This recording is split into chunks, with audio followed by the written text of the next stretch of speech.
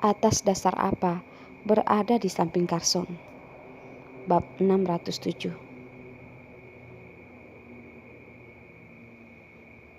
Arila menggandeng Rila kecil dan berdiri. Tanpa diduga, pandangan matanya gelap dan dia pusing. Langkah kakinya licin dan tidak stabil tergelincir ke depan. Secara naluriah, Rila kecil berteriak kaget. "Ibu?" Rila tidak peduli apakah dia bisa menangkap ibunya. Dia hanya ingin melindungi ibunya, dan dia menarik sudut pakaian ibunya. Untung saja Rila kecil tepat waktu meraih Arila. Memberi Arila titik tumpu, dia baru bisa menstabilkan tubuhnya. Tubuh Arila sudah stabil, tetapi jiwanya masih kaget. Dia terkaget sampai wajahnya pucat. Jantungnya berdegup kencang, tidak dapat kembali ke awal. Jika tadi dia terpeleset di atas lantai, Arila tidak berani memikirkan akibatnya. Dia sangat khawatir dan mengelus perutnya. Untung saja tidak apa-apa.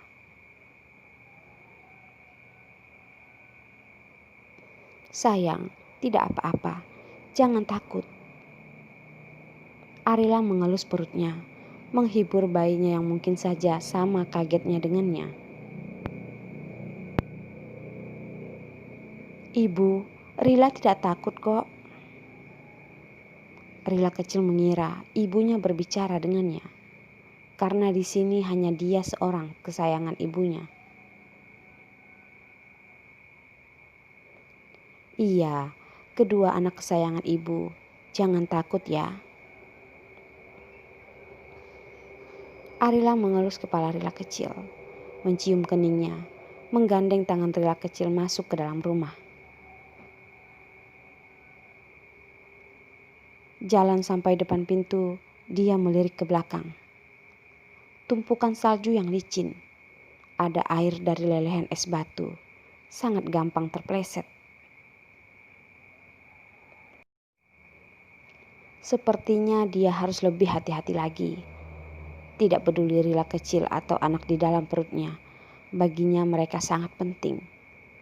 Dia tidak hanya tidak membiarkan Rila kecil kenapa-napa. Anak di dalam perut juga tidak boleh kenapa-napa. Carson baru saja keluar dari ruang baca. Melihat Arila yang berdiri di sana, jantungnya yang berdegup kencang pun mulai reda. Ketakutan dalam pupil matanya juga disembunyikan olehnya. Ekspresinya dingin lagi. Hanya 2 tangan yang direntangkannya, dikepal menjadi kepalan tangan, mengungkapkan perasaannya yang sebenarnya.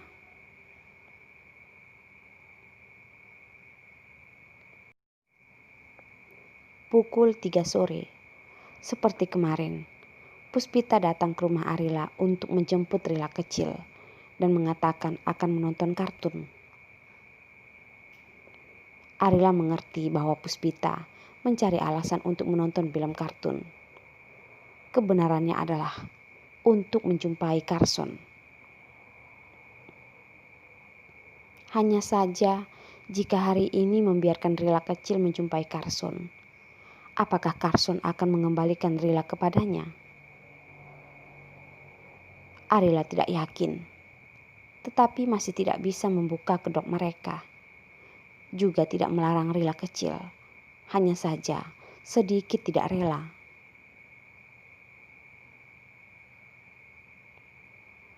"Rila sayang."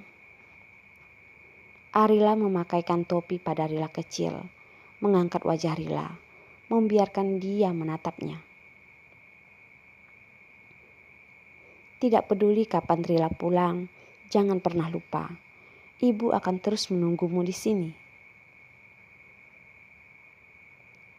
Tidak peduli menunggu berapa lama, berapa hari, berapa bulan, berapa tahun, ataupun selamanya, dia tetap akan di sini menunggu anaknya. Dia percaya suatu saat nanti Rila kecil pasti akan mengingatnya, pulang menemuinya. Mungkin hari ini akan tiba setelah bertahun-tahun. Tetapi tidak apa-apa, asalkan Rila kecil kembali. Dalam hati Arila berpikir seperti itu.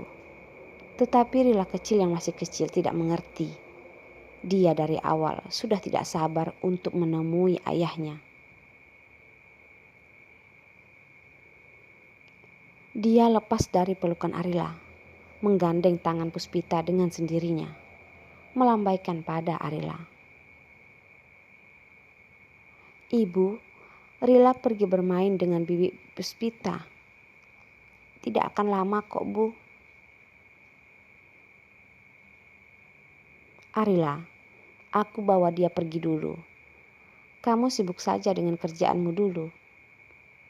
Malaman aku akan mengantarnya pulang. Terlihat Arila tidak rela. Puspita yang ditarik pergi oleh Rila kecil masih tidak lupa membalikkan kepala berkata pada Arila, "Ya, baiklah."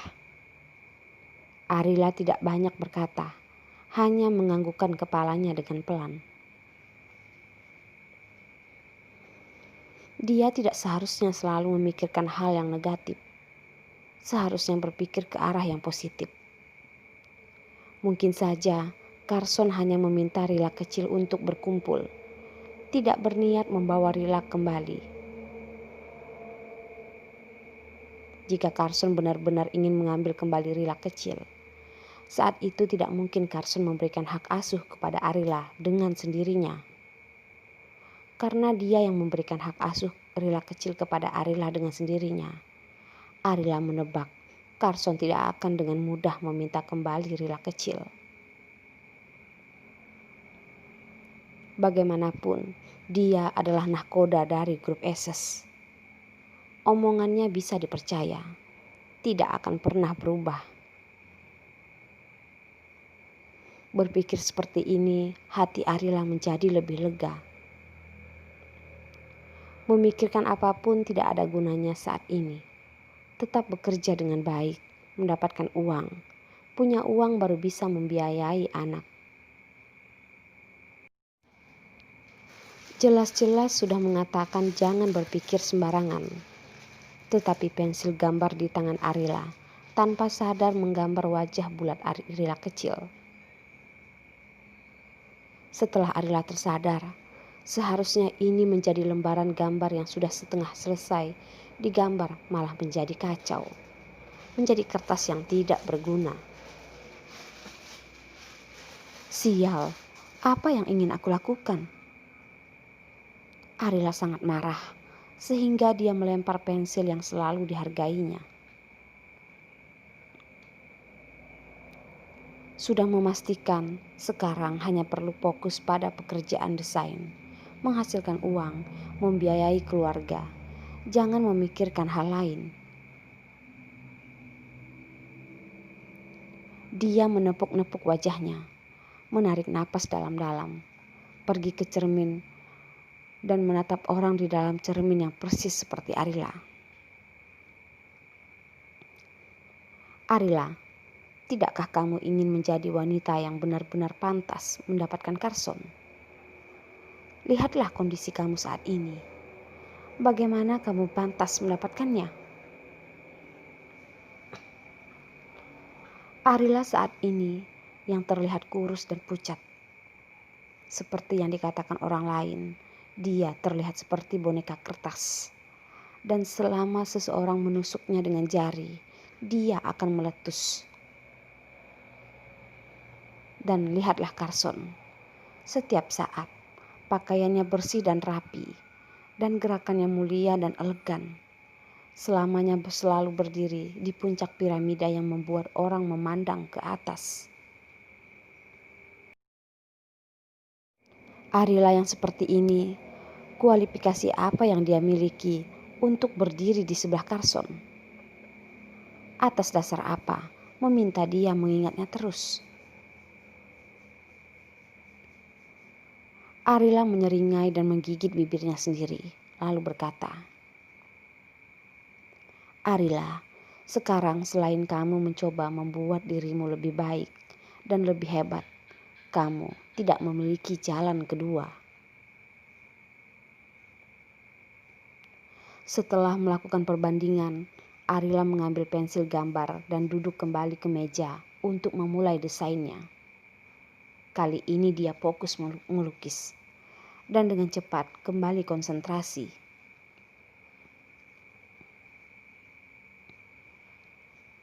"Ayah, Rila datang." Rila kecil membuka pintu dan berlari ke Carson dengan cepat, menghempaskan diri ke pelukan ayahnya dan berguling dengan bahagia.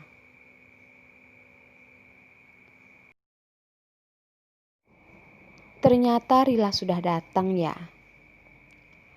Ayah kira bidadari dari mana yang terbang kemari," kata Carson memeluk Rila kecil dengan pelan mencubit pipi merah mudanya.